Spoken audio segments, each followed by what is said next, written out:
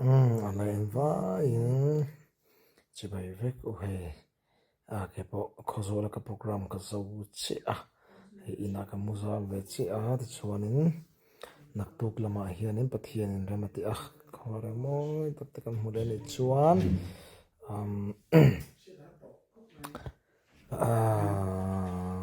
darlon lam kan pan do nak kan unawin SY Congress vachim bet mo chuanin SY member zong te kan som ngal do bok chawane chu chuanin kan nu te ka unaw te ka bial lu zong te nu thloi atanga pathloi keirol atanga chang putar zong te in fa in mutui mang tha vek ole kamangai vek chawa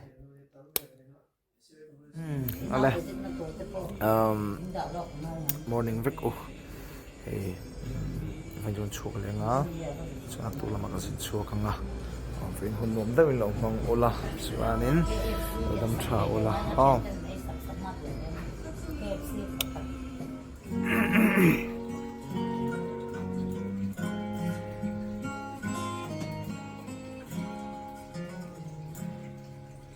What a friend we have in Jesus, all our sins and griefs through them.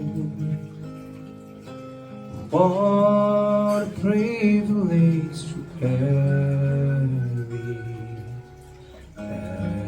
everything to God in prayer. Oh, what peace we often forfeit. Oh, what needless pain we bear.